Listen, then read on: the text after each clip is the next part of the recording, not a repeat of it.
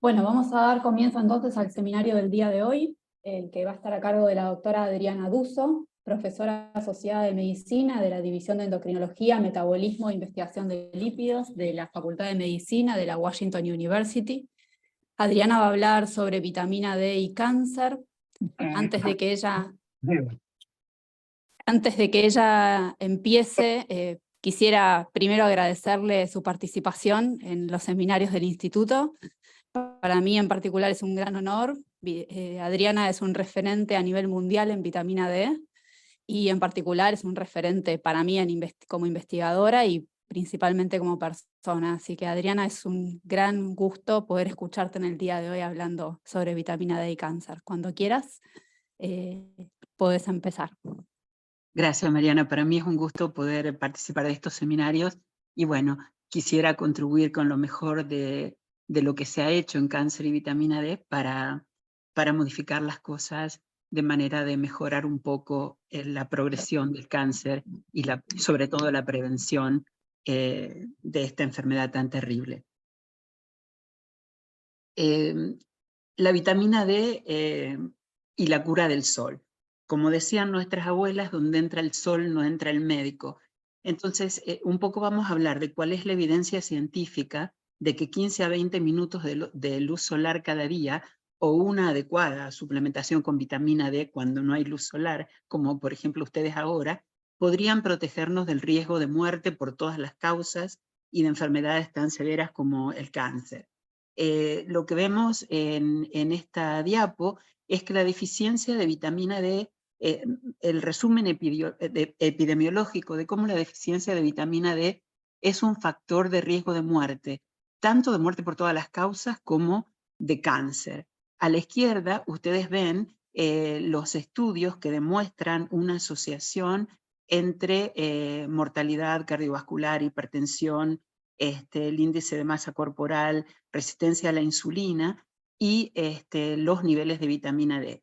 Y a la derecha está un poco un resumen un poco viejito, porque es del año 2006, sobre cuáles son numerosos estudios epidemiológicos que confirman una asociación entre el estatus de vitamina D en relación con el riesgo de cáncer, incluyendo 30 estudios sobre colon, 13 sobre mama, 26 de próstata y 7 de cáncer de ovario, donde si bien son estudios observacionales, en la mayoría de ellos se ve un efecto protector de la relación entre niveles suficientes de vitamina D y un menor riesgo de cáncer.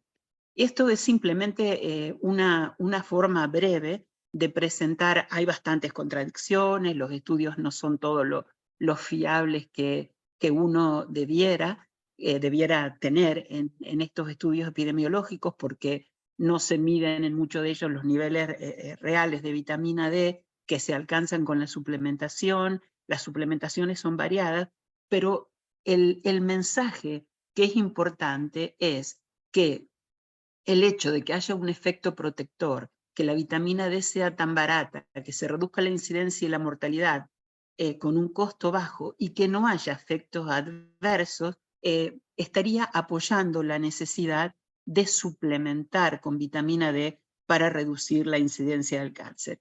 Y en un estudio prospectivo, que son los resultados del VITAL, un segundo análisis del VITAL, un estudio donde se trabajó con omega 3 y 4.000 unidades de vitamina D, el análisis secundario sí que ha demostrado que hay una disminución en el riesgo de cáncer, pero solo en aquellos individuos de peso normal. En los obesos, como ustedes saben, la vitamina D se diluye en la grasa y el efecto no es el mismo. Entonces, esta es una especie de isobara, bueno, no es isobara porque está midiendo otra cosa, que está asociando la incidencia de luz, el promedio de incidencia de luz a lo largo de un año en las distintas zonas de Estados Unidos y la incidencia de cáncer de colon. Como ustedes ven en la tabla, en este esquema, los rojos son los que tienen un porcentaje más alto de riesgo y los azules los que tienen un porcentaje más bajo, y como ustedes ven, coinciden con las zonas de menor exposición a la luz solar dentro de Estados Unidos. El objetivo fundamental de la charla es tratar de capitalizar las lecciones de 30 años del tratamiento del hiperparatiroidismo secundario del enfermo renal con vitamina D para ver cómo podemos maximizar la eficacia de la terapia con vitamina D en prevenir o atenuar el desarrollo de cáncer. Más o menos los puntos que voy a tratar de seguir son cuáles son los mecanismos de acción de la vitamina D. ¿Es realmente una vitamina? ¿Cuáles son las acciones no clásicas de la vitamina D en lo que se refiere a protección anticáncer? Y me voy a referir a una muy particular porque es la que nos permite tener marcadores séricos que nos podrían garantizar la efectividad del seguimiento del paciente o la efectividad de la suplementación. ¿Cuál sería la suplementación óptima? ¿Cómo la corregimos en la salud y cómo corregimos la deficiencia o la insuficiencia y los efectos adversos de la deficiencia o insuficiencia en la enfermedad? Creo que a ustedes no necesito decirles que la vitamina D no es una vitamina, el organismo la puede fabricar, de manera que no es algo que necesite ser incorporado, y la puede fabricar a través de un precursor de la piel, el 7-hidrocolesterol, por acción de la luz ultravioleta, que la transforma, que le produce una ruptura de la molécula como previtamina D, que a la temperatura de la piel se isomeriza para dar la previtamina D. Este es un compuesto liposoluble que para ser transportado en el medio acuoso del plasma necesita una proteína transportadora, que es la proteína que une a la vitamina D o DBP, como se indica en el esquema. Esa vitamina D, ¿cómo ejerce las acciones anticáncer? Perdón que que parta del principio mismísimo para que no queden dudas con respecto a de qué molécula de vitamina D estamos hablando. La vitamina D que se sintetiza en la piel es una molécula inactiva que para ejercer sus acciones anticáncer necesita una doble activación, primero en el hígado, 25-hidroxivitamina D, y en el riñón, pero no exclusivamente en el riñón, como tampoco exclusivamente en el hígado, ocurre la segunda conversión de 25-hidroxi a 1,25 de hidroxivitamina D, que es la forma hormonal extremadamente activa. De hecho, es tan activa la forma hormonal que los niveles séricos de 1,25 son 1000 veces inferiores a los de su precursor, el 25-hidroxi.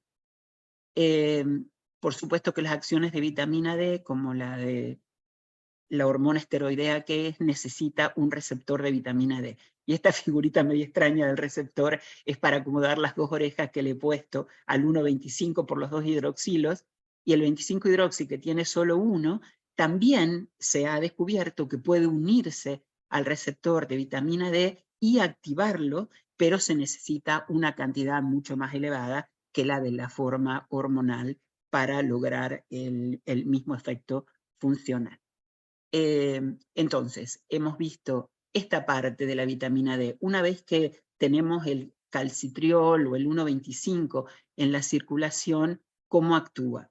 Y la forma en que actúa el 1,25 es, cuando entra a la célula, es unirse a su receptor, y el receptor se traslada al núcleo, donde el complejo 1,25-BDR actúa como un poderoso factor de transcripción que regula la expresión de más o menos 500 genes del genoma humano, además de los genes anticáncer que van a ser el foco de nuestra atención hoy.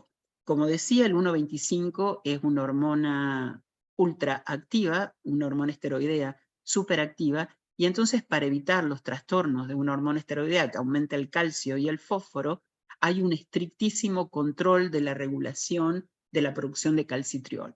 El calcitriol inhibe la propia enzima que lo convierte de 25-hidroxi a 1,25, pero la forma más común, más frecuente, en que se asegura que haya un control muy estricto de los niveles circulantes es aumentando la cantidad de la 24-hidroxilasa, esa CYP24A1 que ustedes ven aquí, que es la enzima que se ocupa de degradar al calcitriol a 1,24-25 que es un compuesto, bueno, activo, se le ha determinado algo de actividad. Entonces, lo que quiero destacar también es que la cantidad de 1,25 que la célula puede unir a su receptor depende no solamente de la cantidad circulante, sino también de la cantidad y la actividad de esta enzima dentro de la célula, que va a decidir cuál es la cantidad que quede de 1,25 activo como para producir la activación de los genes anticáncer. Voy a elegir el tratamiento de la hiperplasia, el tratamiento con vitamina D de la hiperplasia paratiroidea, primero porque es lo que más se ha estudiado dentro de la clínica en cuanto a vitamina D, tratamiento con vitamina D en la enfermedad renal, y fundamentalmente porque les quiero convencer de que el mismo desorden de crecimiento que ocurre en el hiperparasecundario ocurre en las formas más agresivas de cáncer, como el triple negativo de mama o el cáncer gástrico o los adenoscarcinomas epidermoides, que tienen un crecimiento con pronósticos súper terribles para el paciente. Entonces, ustedes saben que cuando hay defectos de calcio o defectos de vitamina D, la glándula paratiroidea normal comienza un proceso de hiperplasia difusa para tener suficiente cantidad de células para aumentar los niveles de PTH que se liberan a la circulación, para que la PTH aumente en el riñón la producción de 1,25 y se pueda absorber más calcio, siempre y cuando haya suficiente calcio en la dieta. Esta hiperplasia ocurre con la deficiencia de vitamina D en individuos normales.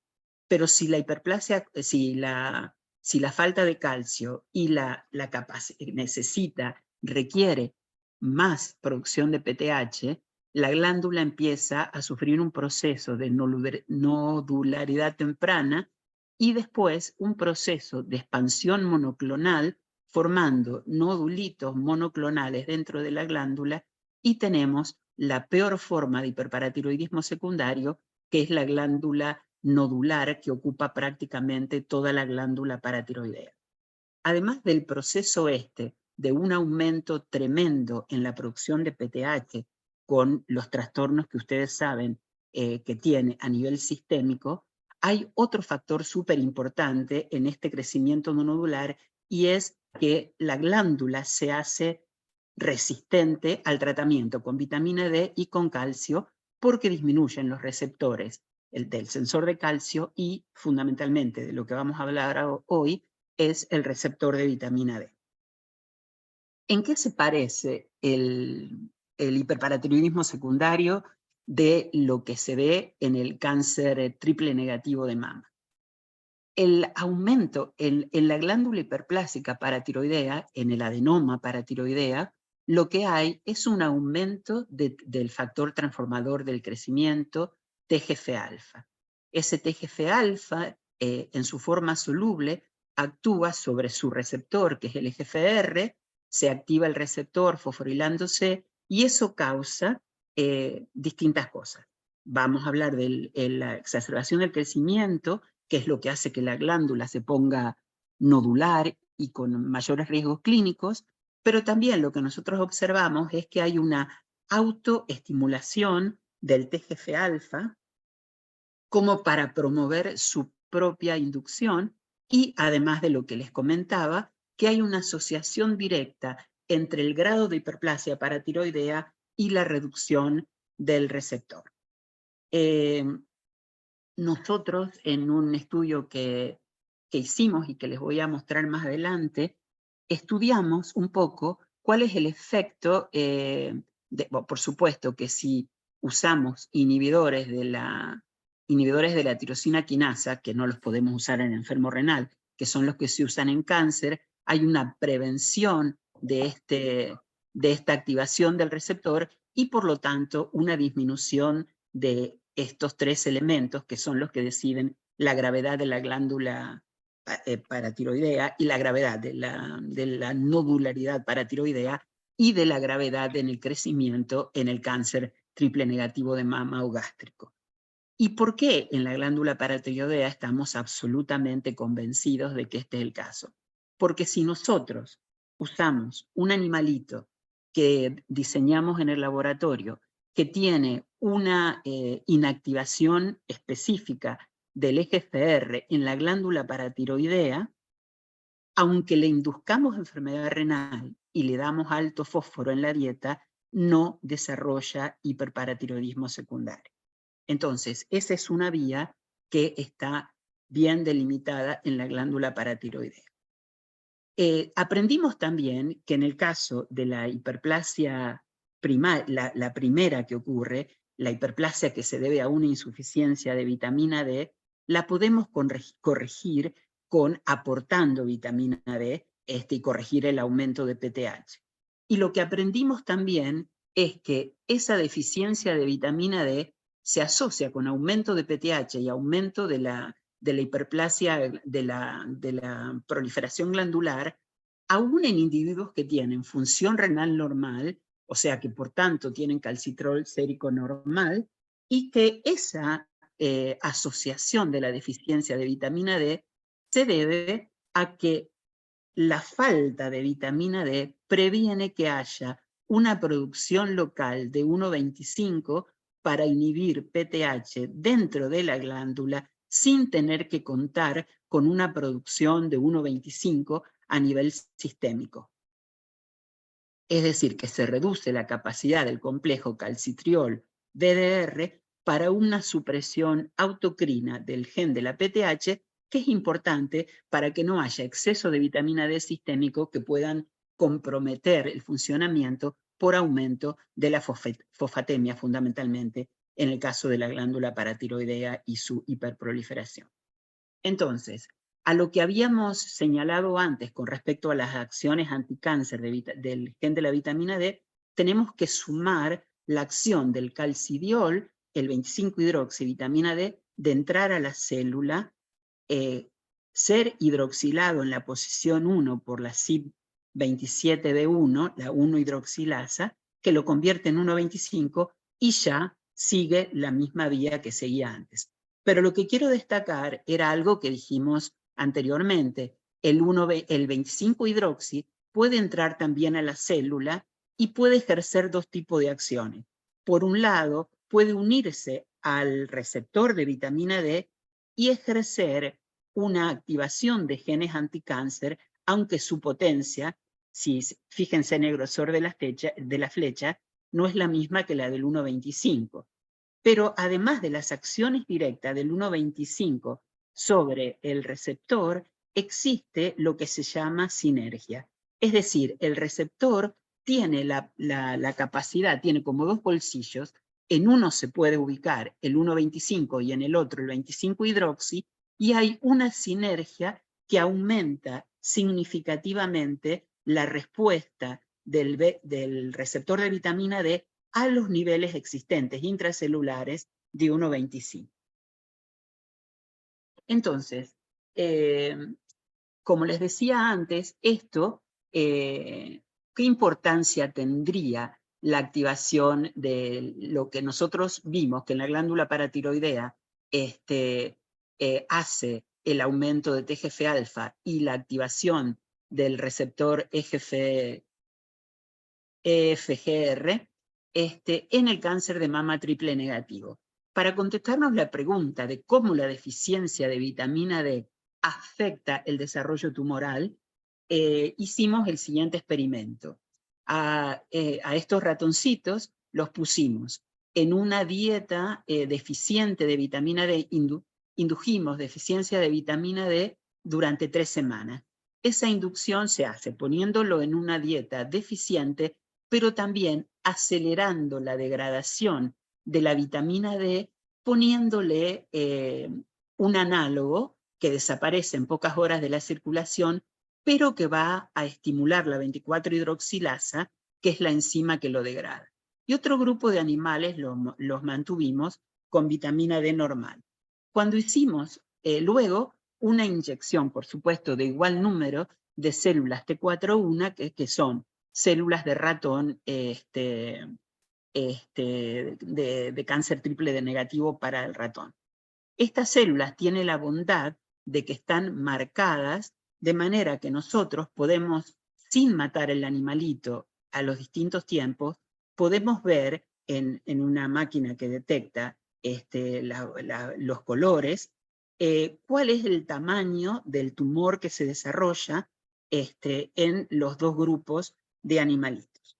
Entonces lo que nosotros vimos es que hay una diferencia notable en las tasas de crecimiento en el animalito que es vitamina D deficiente del animalito que retiene niveles normales de vitamina D. Y ustedes me dirán, ¿cómo está segura, Adriana, de que no es un artefacto de las imágenes en ese animal?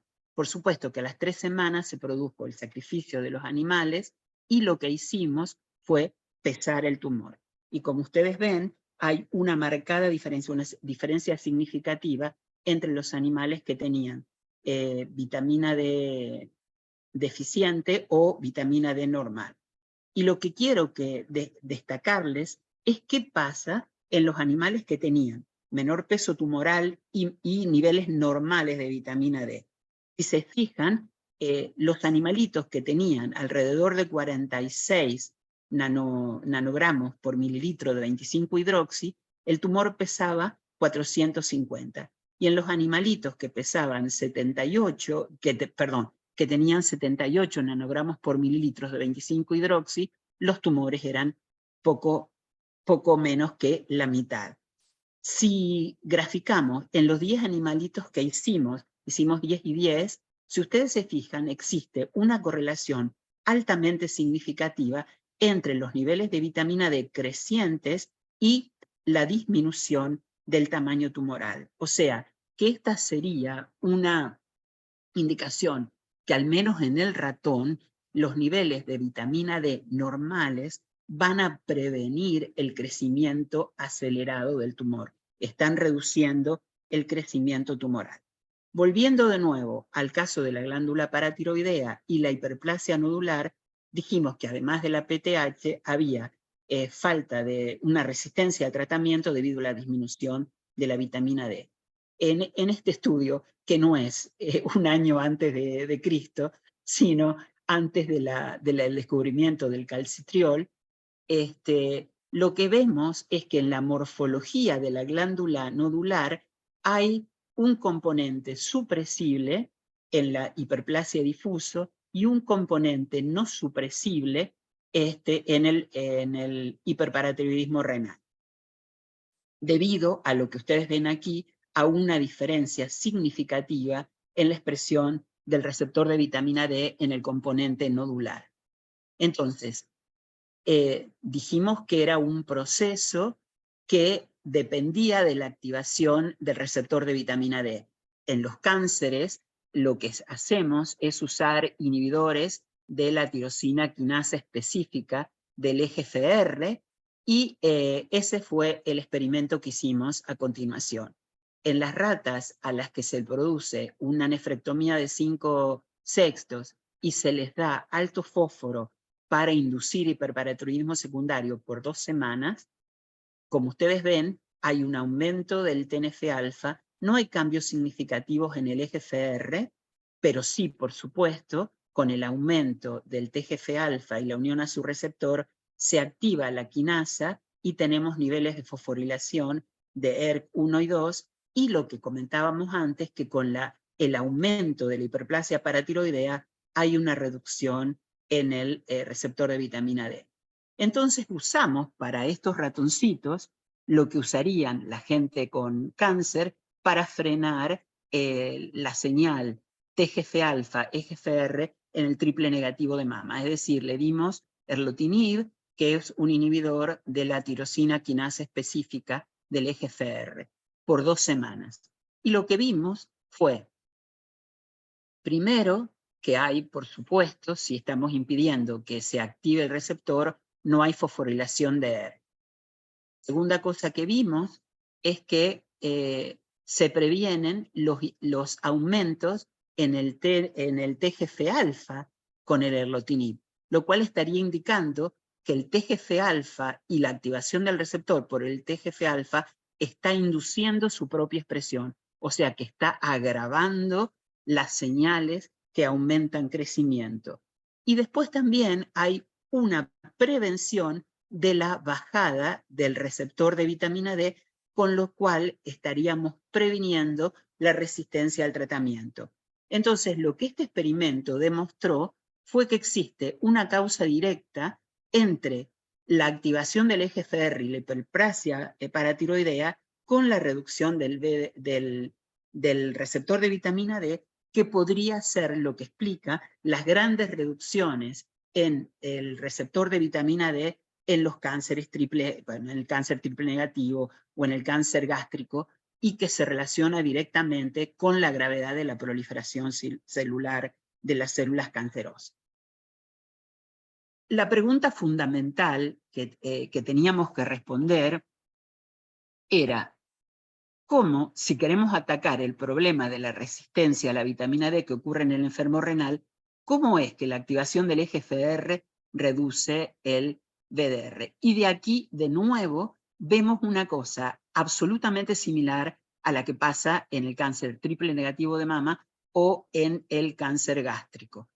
El TGF-alfa se une a su receptor y eso activa la síntesis de un factor que se llama LIP, o dominante negativo de otro factor que es muy similar a él, que es el CBP-beta. El CBP-beta es LAP. Mientras que el CBP-beta, suprime crecimiento, el LIP, su forma dominante negativo, es un poderoso oncogen. Entonces, cuando el TGF-alfa promueve la síntesis del LIP, existe una transformación del crecimiento de normal a tumoral y un crecimiento agresivo. Bueno, ¿y qué tiene que ver esto con el VDR? Existen en la célula tres formas de LAP y de LIP, del oncogen y de los protectores del crecimiento, que difieren en la longitud y se sintetizan a partir del mismo gen por un proceso de traslación a partir de un cierto punto del mensajero, que es donde se ubica una proteína que está estimulada por esta señal. Bueno, ¿y qué tiene, de nuevo, qué tiene que ver con el receptor de vitamina D? Ocurre que en el promotor del receptor de vitamina D humano existen sitios de unión al CBP-beta, al bueno, al que frena el crecimiento. De manera que cuando la célula no está produciendo exceso de su dominante negativo, vamos a tener una expresión normal del receptor de vitamina D. Sin embargo, cuando se activa esta señal de crecimiento de la hiperplasia paratiroidea y del cáncer, y se aumentan los niveles de LIP, como es un dominante negativo, va a bloquear la transcripción del receptor y eso es lo que condiciona la disminución del receptor de vitamina D. Esto fue un proceso sumamente importante de descubrir porque nos dio el pie para tratar de ver cómo lo frenamos. Entonces, lo que tienen que acordarse es que la relación entre el CB-beta, el largo, y el LIP, que es el cortito, las relaciones entre ese contenido dentro de la célula determinan no solamente la tasa de crecimiento, sino también los niveles del receptor. Entonces, lo que se sabe también en el cáncer humano es que hay una enzima, la Tumor Necrosis Alpha Converting Enzyme, o también llamada ADAM17, que es la responsable por clivar el TGF-alfa de transmembrana y dar lugar a la forma soluble que ya transmite la señal de activación no solamente a la célula que tiene los dos, el TGF-alfa y el receptor, sino a células vecinas que puedan tener receptor normal y no aumentado en el cáncer o en la glándula paratiroidea. La TACE o ADAM17, por supuesto, tiene su mensajero que da lugar a una proteína que es inactiva porque tiene una zona que le bloquea el sitio catalítico.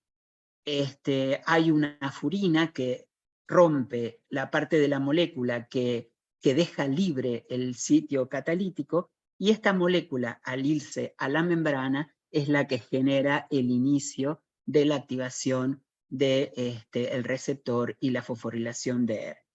Cuando ERK se fosforila, eso estabiliza a la proteína, creando un círculo vicioso que aumenta el efecto de crecimiento celular.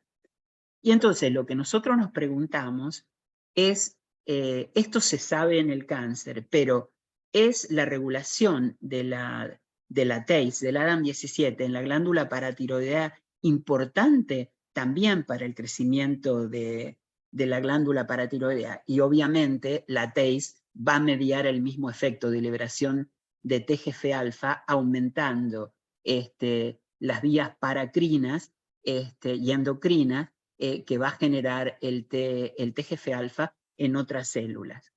Y lo que nosotros nos preguntamos luego es, ¿pasará lo que pasa con el receptor? A ver, ¿a qué me refiero?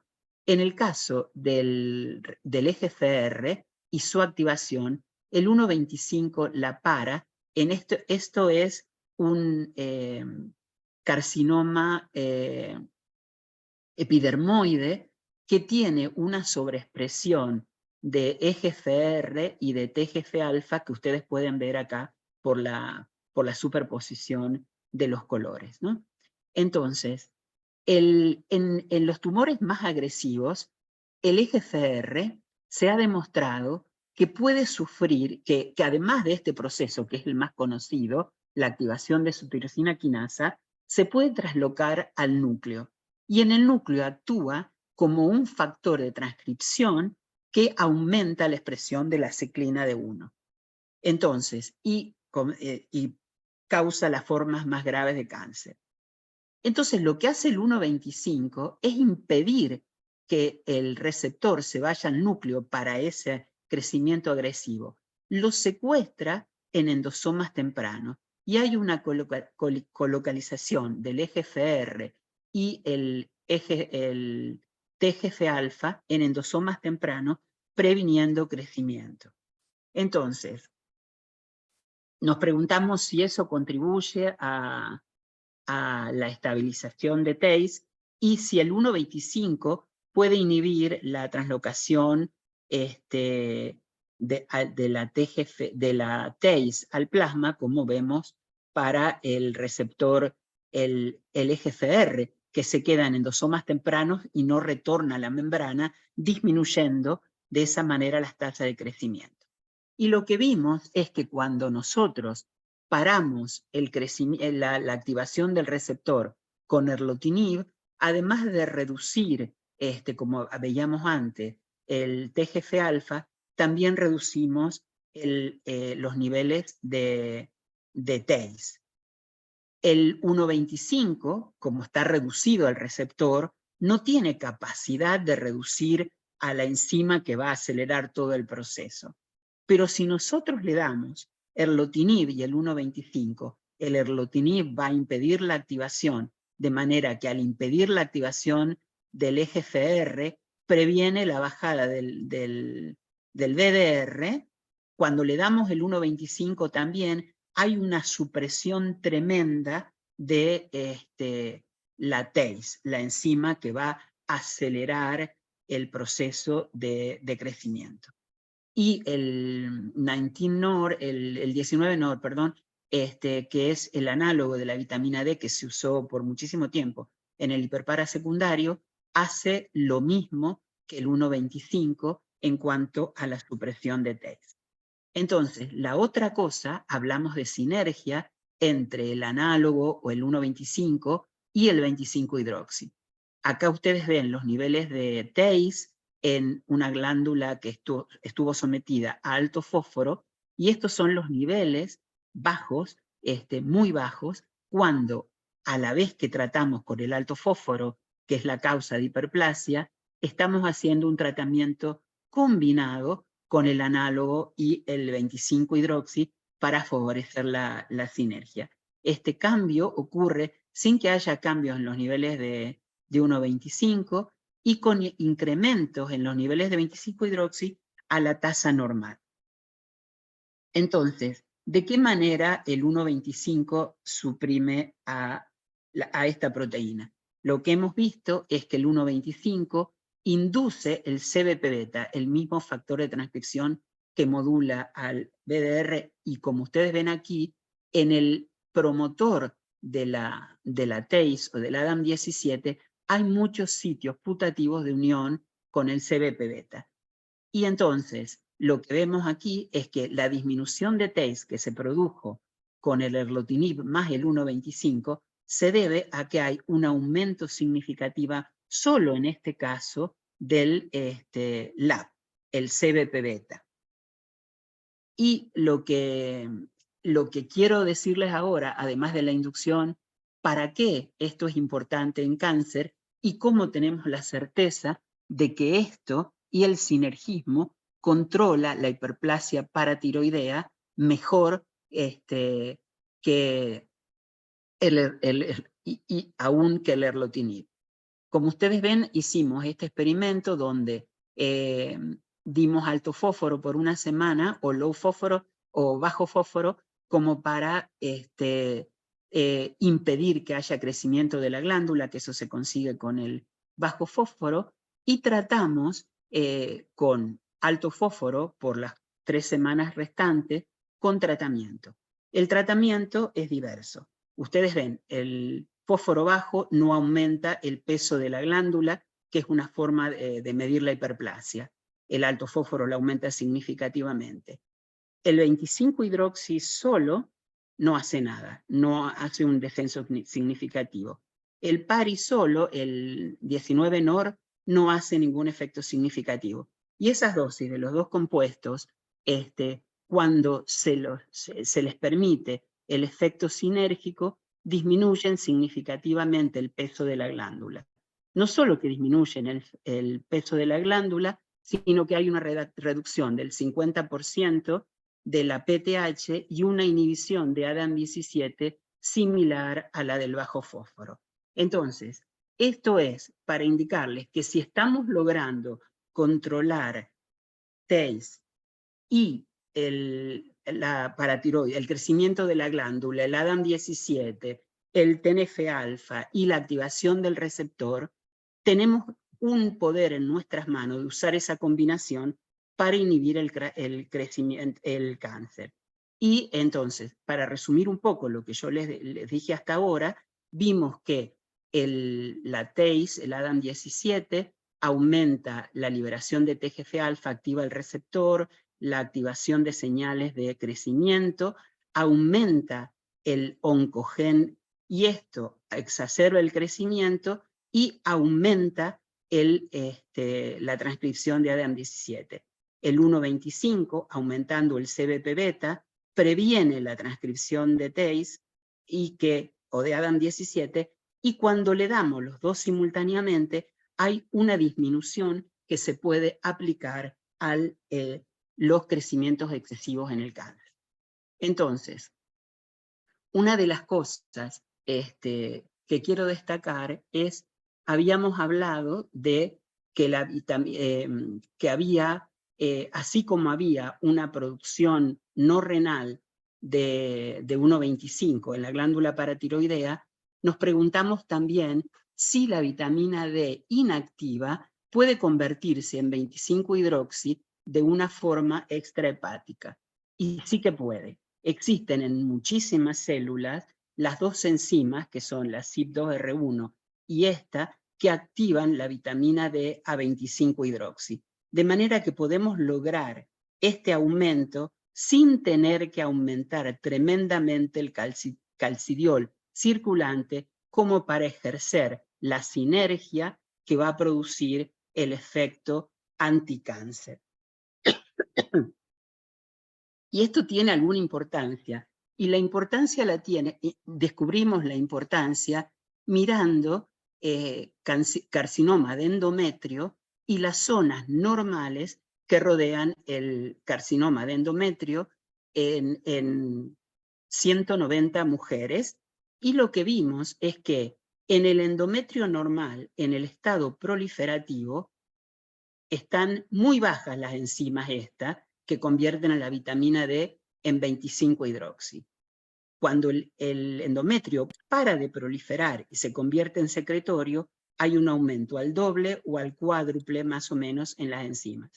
Y lo mismo pasa en el carcinoma de endometrio. Es como si el organismo tratara de frenar proliferación aumentando las enzimas que son capaces de convertir la vitamina D en 25-hidroxi para que sinergice con el 1,25 que puede haber dentro de la célula, aun cuando haya menos receptor de vitamina D. Y en realidad comprobamos en este artículo que los aumentos de estas enzimas que vemos aquí en el endometrio secretorio, en el carcinoma de endometrio, se asocian a un efecto antiproliferativo medido por los niveles de Ki67 y también a los aumentos en el receptor de vitamina D.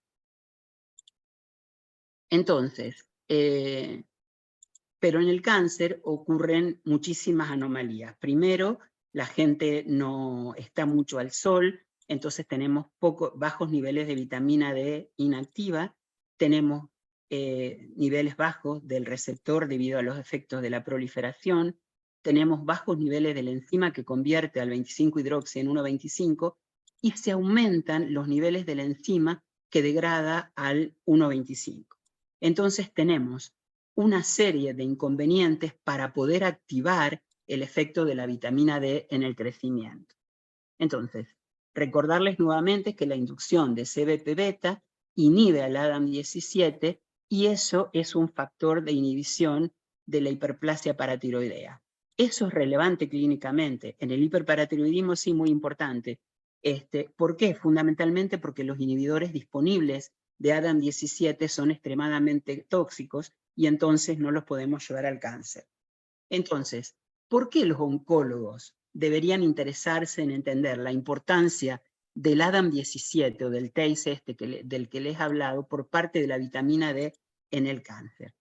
Estas son las distintas cosas que quiero destacar con respecto a las acciones del ADAM negativas del ADAM17. Vamos a empezar por las metástasis, porque los aumentos de ADAM17 aumentan, empeoran la progresión del cáncer porque aumentan la susceptibilidad a metástasis. ¿Por qué? Porque además del TGF-alfa para activar el EGFR, cortan caderinas desmosomales. Estas caderinas desmosomales son moléculas que unen a las células de manera que cuando se cortan, las uniones célula-célula se aflojan y entonces hay mayor propensión a metástasis. Eso se demostró, o sea, en el 2009 sabíamos que el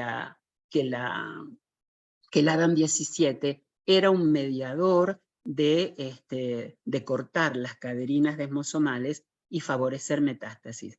Pero en el año 2021 encontramos otro efecto negativo del ADAM17. En la célula tumoral puede tener el TNF-alfa pegado a su membrana o el TNF-alfa soluble por acción del ADAM17. Pero lo que hace la célula tumoral cuando libera el TNF-alfa es activar la interacción del TNF-alfa con su receptor 1, y este receptor 1 es un receptor de la muerte que aumenta la muerte de las células endoteliales por apoptosis. Entonces, esa célula endotelial apoptótica o necroptótica, como dice el título, va a permitir el que la célula tumoral pueda pasar el endotelio y llegar a la circulación muy libremente. La otra cosa muy mala que hace el ADAM17 es el escape inmunológico del tumor. ¿Qué entendemos por escape inmunológico del tumor? Existen en el tumor unas moléculas que son el producto, Chau, mi amor. que son el producto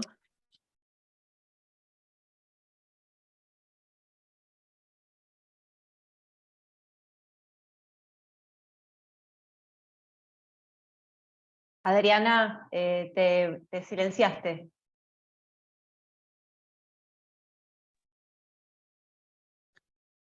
Perdón, ¿ahora estoy bien? Perfecto. Sí, sí. Entonces, el cáncer activa unas células que son reconocidas por las células natural killer cells, y entonces se monta una respuesta antitumoral. Pero cuando tenemos el ADAM17 aumentada, como ocurre en los cánceres de mayor pronóstico, se cortan estos antígenos de reconocimiento tumoral y el tumor escapa al reconocimiento por parte de las células que tendrían que destruirlo. Entonces,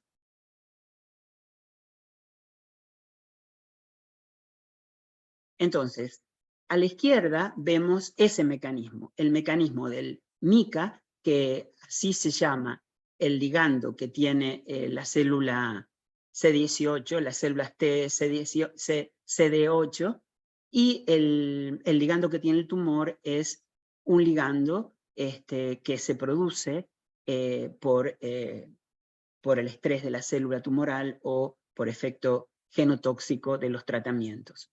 Pero el año pasado, en el 2020, se descubrió otro mecanismo, que el ADAM17 corta a otra molécula que existe en los tumores, que se llama PDL1. ¿Qué importancia tiene esto? Que la forma soluble del PDL1 que se produce en las células malignas que tienen altos niveles de TACE o de ADAM17, es una sustancia activa que induce apoptosis en las células que se encargan de montar las respuestas antitumorales. Entonces, de nuevo, el tumor está escapando el efecto inmunológico. Y la que yo más considero importante es el desarrollo de resistencia a los efectos de la terapia anti-EGFR en el cáncer de pulmón. ¿Qué es lo que ocurre? Lo que ocurre es que nosotros estamos dirigiendo en el cáncer de tumor humano, donde se ha detectado que este es el factor de crecimiento tumoral, el aumento de TACE lleva a cortar a una molécula que se llama erregulina. La erregulina activa la formación de un dímero entre ya no EGFR1, sino EGFR2, EGFR3, y esto produce una exacerbación del tumor que es muchísimo peor que esta, pero no solo que produce una exacerbación de este tumor. Al abrir esta vía, nosotros, el erlotinib que le estamos dando para inhibir esta, no tiene ningún efecto, porque el crecimiento tumoral está ocurriendo por esta vía. Entonces, ustedes saben probablemente mucho mejor que yo, que en el 60% de los cánceres de pulmón que son EGFR positivos, o sea que podrían responder a la terapia, hacen resistencia al poco tiempo. Entonces, el hecho de que la vitamina D pueda inhibir la acción esta y bajar la producción de erregulina y de activar esta vía, invierte la resistencia. Este es el paper que lo demuestra, no fuimos nosotros lo que demostramos el mecanismo por el cual la erregulina produce resistencia al tratamiento.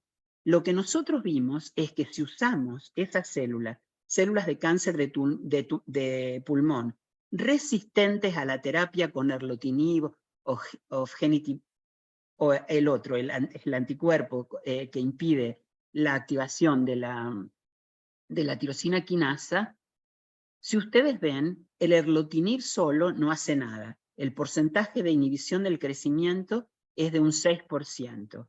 Si le ponemos la terapia anti-TACE, anti-ADAM17, se aumenta a un 30%. Si le ponemos la terapia anti-TACE con el anti-EGFR, el aumento es de hasta el 50%.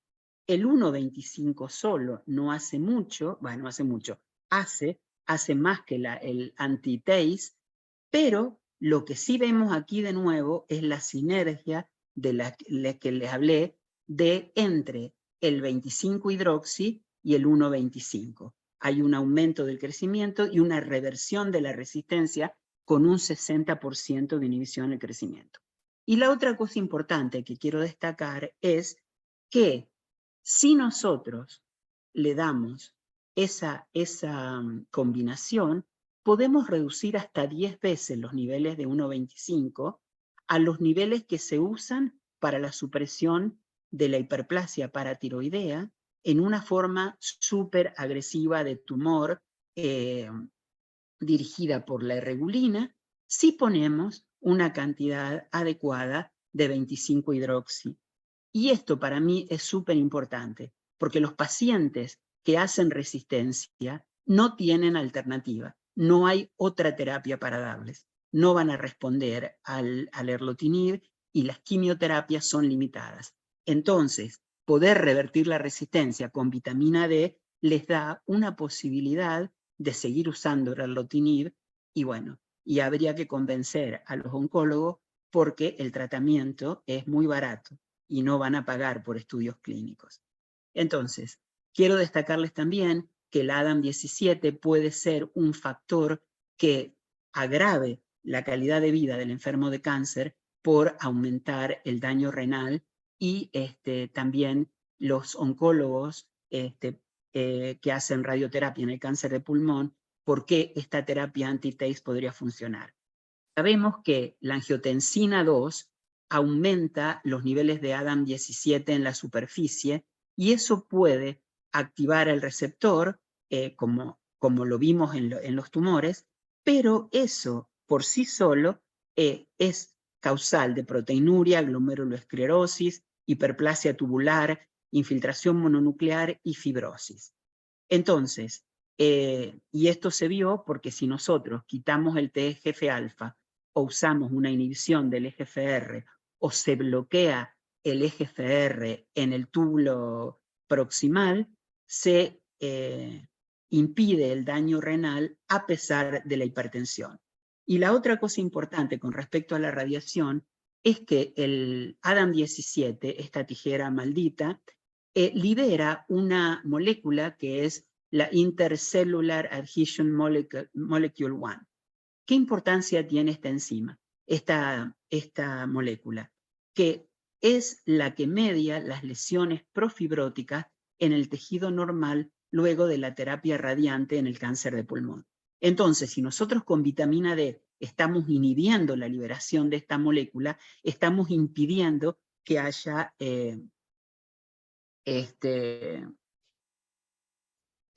un daño en el tejido normal por la radiación. Y la última cosa que quiero decirles con respecto a cómo la vitamina D controla al ADAM17 es controlando a su mejor antagonista, que es el microRNA 145. El microRNA 145 inhibe la transcripción del gen de TACE y entonces está disminuyendo las actividades siniestras de esta enzima. Y de nuevo vemos que este MIR145 tiene un efecto sinérgico con el 25-hidroxi, con la vitamina D. Eso lo demostramos en un estudio de calcificación vascular y también cuando todavía estaba en Oviedo, pero lo publicamos el año pasado. La importancia que tiene ese MIR al inhibir ADAM17 es que previene la invasión y la migración en carcinomas nasofaringios y también se había descubierto, antes que nosotros hiciéramos esos experimentos que tenían por objetivo disminuir la calcificación vascular, vimos que otros habían dicho que el MIR145 a través de la supresión de ADAM17 controla la actividad antiproliferativa en el carcinoma gástrico. Y la última cosa, para el efecto de TACE y del MIR-145 es que el MIR-145 frena a una enzima que es la RAB-GTPasa 27A. ¿Qué importancia tiene? Que esta enzima es la que hace que se liberen del tumor exosomas que propagan todas las moléculas que inducen carcinogénesis. Entonces, la vitamina D, aumentando el MIR-145, no solamente inhibe ADAM17, sino las enzimas que pueden facilitar la salida de elementos que empeoran la progresión tumoral. Y ahora rápidamente vamos a ver la suplementación óptima con vitamina D, la corrección de la deficiencia en la salud y en la enfermedad. Hay muchos factores que ustedes saben que determinan que no haya niveles de vitamina D adecuados en la población. Primero, la poca exposición al sol, la falta de actividad, hay factores fisiológicos o patológicos como son enfermedad hepática o enfermedad renal, hay algunas medicaciones como los antiepilépticos que impiden la formación de vitamina D, y por supuesto las latitudes, el invierno, la poca cantidad de vitamina D en la dieta y que la poca fortificación que no sea en los países del norte de Europa donde eso está perfectamente controlado. ¿Cuánta vitamina D tenemos que dar y cómo dosificarla? Tenemos que tener cuidado porque si bien es cierto que por debajo de 30 aumenta el riesgo de mortalidad, cuando nos pasamos para el otro lado, también empieza a aumentar el riesgo precisamente porque el 25-hidroxi en grandes cantidades podría aumentar el calcio, la degradación del 1,25 por estimular la 24-hidroxilasa. Y este es un estudio que ha hecho la doctora Melamed en el 2008 y que, perdón que no lo he marcado apropiadamente. Y existen guías de cuáles son los niveles de vitamina D, pero con respecto a esas guías quiero dejarles una cosa muy importante, que depende del sujeto, de la enfermedad, del tipo celular al que vayamos a intentar controlar los niveles de vitamina D que se necesitan. Entonces, y la otra cosa que me importa destacarles es cuáles son los niveles óptimos de 25-hidroxi o de calcidiol. Esos valores normales, mayor de 30 para que sea suficiente, no es lo adecuado. Y a eso me quiero referir. No es lo mismo el valor de vitamina D normal que el valor de vitamina D óptimo para alcanzar una determinada cosa. Una persona entre 18 y 55 años no va a tener la misma capacidad ni de sintetizar ni en los niveles de BDR, de receptor de vitamina D, que una persona de más de 55 a 80 años. Entonces, lo que tenemos que cambiar el chip es para decir cuál es el óptimo rango, tiene que ser el rango funcional para controlar el hiperparatiroidismo, para mejorar sobrevida o para controlar el cáncer. Entonces, ¿cómo lo hacemos?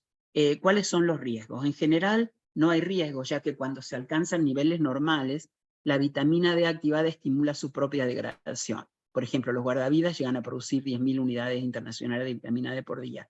Importante destacar algún posible caso, son raros, pero cada vez se están viendo más, de defectos genéticos en la enzima que degrada la vitamina D activa para evitar hipercalcemia, justamente el 25-hidroxi y la forma hormonal, y eso lo podemos hacer fácilmente midiendo de calcemia y de calcio, creatinina en orina al iniciar la suplementación, porque ustedes saben que la calcemia tiene muchísimos reguladores y esto es una mejor idea de si estamos sobredosificando. ¿Qué le damos? ¿Vitamina D2 o D3? Si las dosis son diarias, no hay diferencias, pero si las dosis son mensuales, si se administra el calciferol, se corre el riesgo de volver a valores de deficiencia a los 15 días de administrada debido a una menor vida media. Las grandes dosis mensuales, anuales, versus las dosis bajas diarias o semanales. Con las grandes dosis el médico se asegura de compensar los posibles olvidos diarios, sobre todo en pacientes que ingieren muchos medicamentos. Pero la capacidad del hígado de activar la vitamina D para sus funciones protectoras disminuye con dosis superiores a las 4.000 unidades. Además, las dosis elevadas no solo aumentan el riesgo de hipercalcemias transitorias, sino que limitan la duración de los niveles efectivos porque se va a estimular la degradación. Entonces, lo más importante es, ¿y cómo hacemos? ¿Qué controlamos? Por eso me centré tanto en esta ADAM17 TACE, porque eso nos permite ver marcadores sistémicos como el TGF-alfa, el ICAM, el BCAM, el TNF-alfa, o como la erregulina en el caso de resistencia, o el SPDL1, que era el que hacía que matara a los linfocitos que van a ejercer la acción antitumoral, para personalizar esas estrategias, porque los niveles de vitamina D van a depender de la ingesta, de la proteína transportadora de vitamina D, de polimorfismos en el BDR, polimorfismos en las proteínas que activan la vitamina D.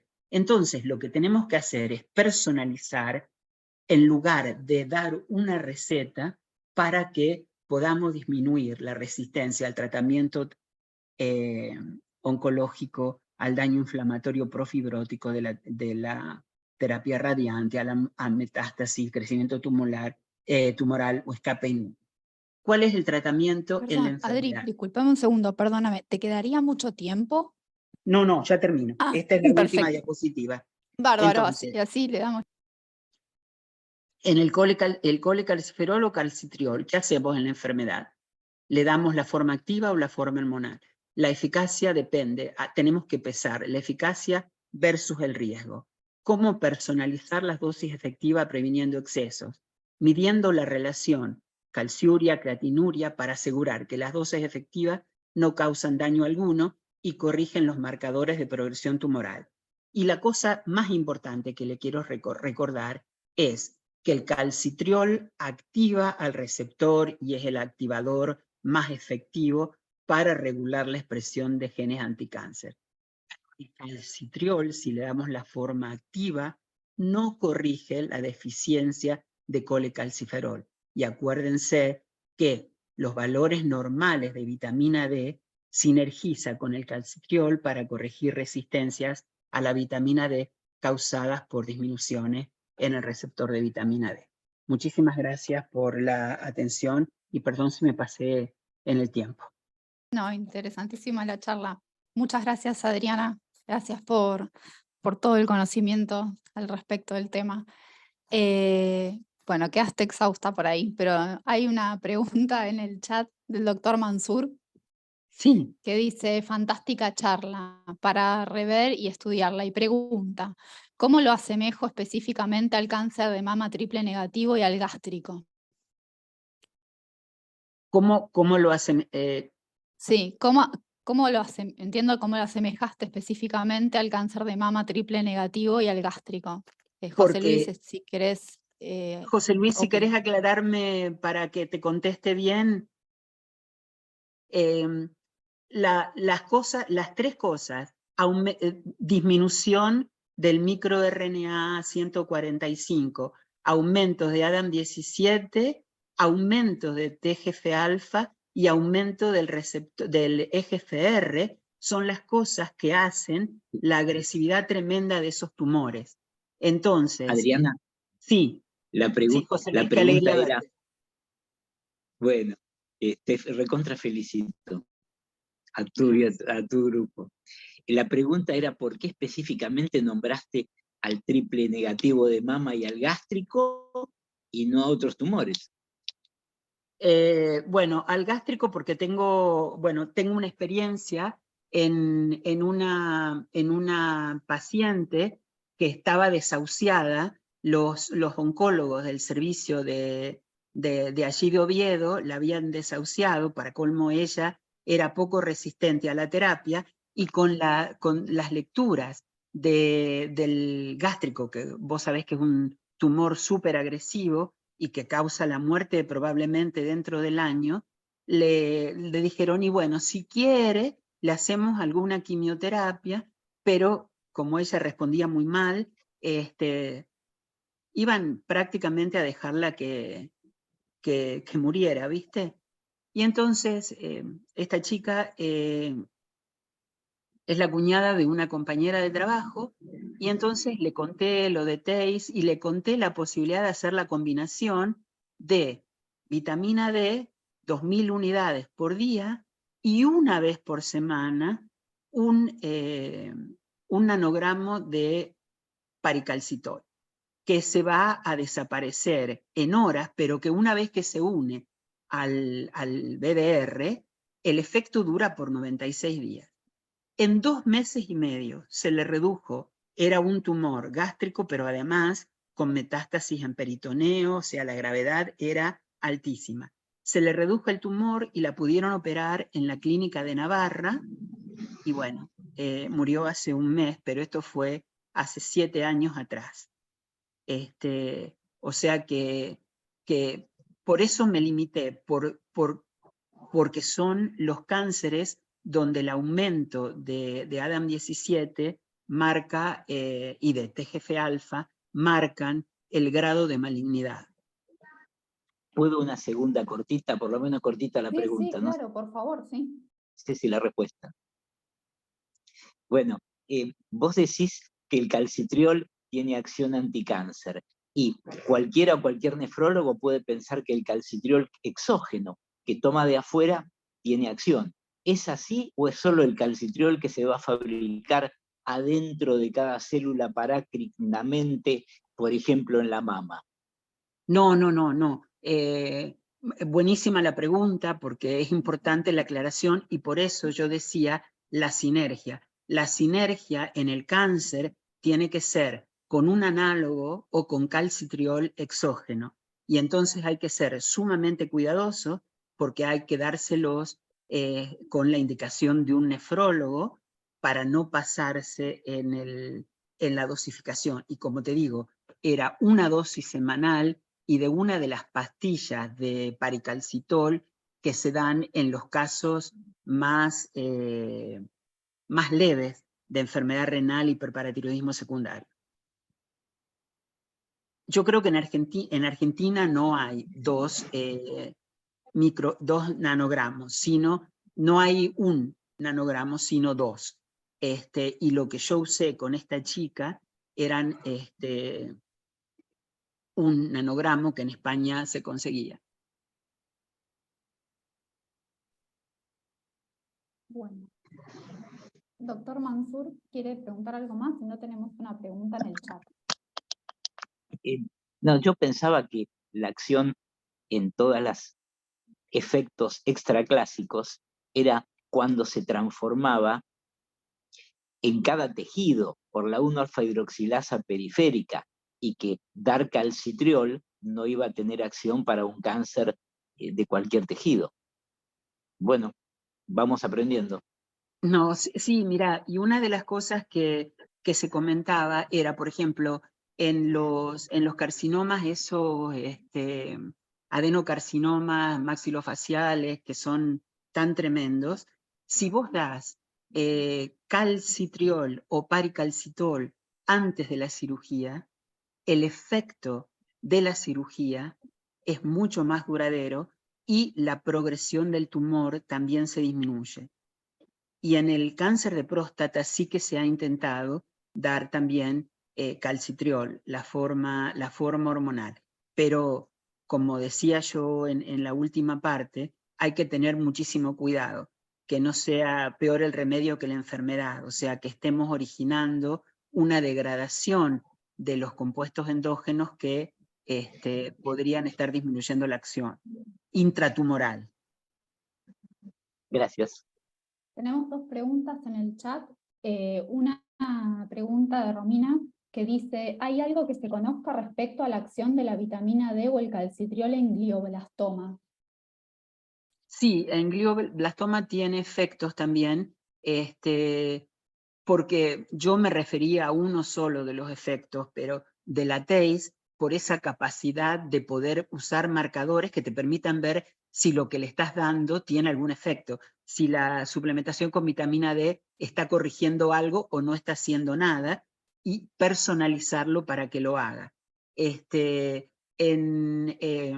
La vitamina D controla crecimiento por otros métodos, controla la catepsina L, que es una catepsina que está involucrada en el daño de DNA, aumenta los niveles de una proteína que se llama 53BP1, que es importantísima para que haya un control de reparación de DNA. Esas son algunas de las cosas que me acuerdo.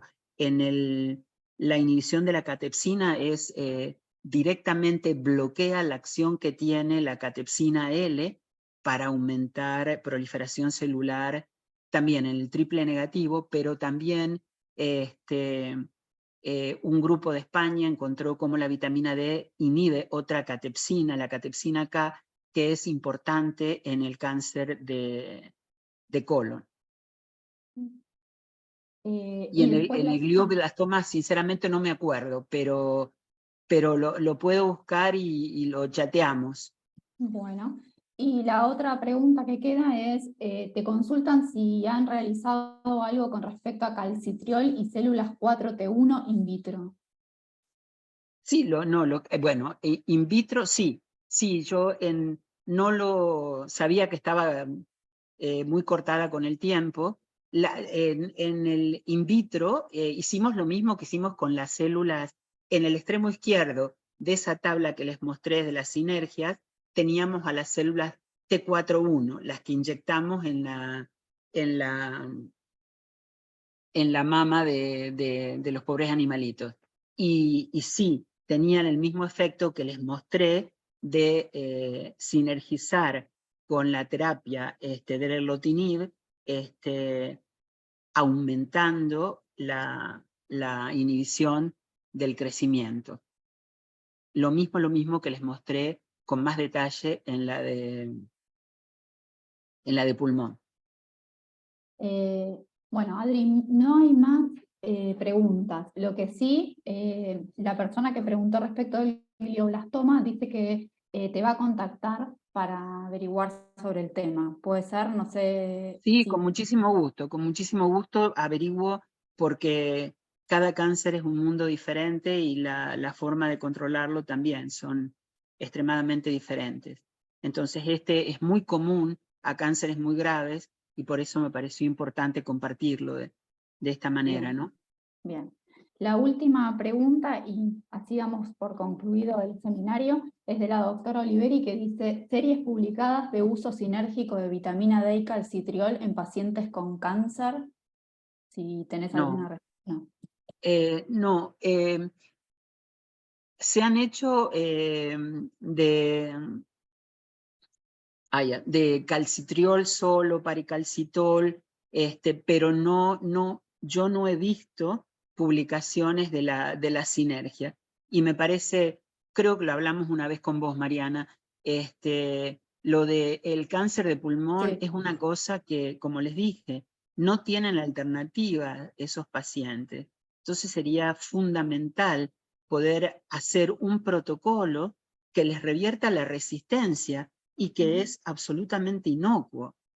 Claro. Bueno, no, pensé que era la última, pero hay una más. La doctora Sandliski pregunta si vieron resultados con colecalciferol y células neoplásticas in vitro.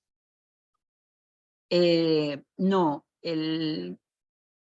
no, porque no tenemos claro cuáles son. Las del cáncer de endometrio fueron las que yo les mostré, que sabemos que tienen capacidad de convertir a 25-hidroxilasa, la vitamina D en 25-hidroxi, pero en las células de mama yo no sé cómo se modula la 25-hidroxilasa.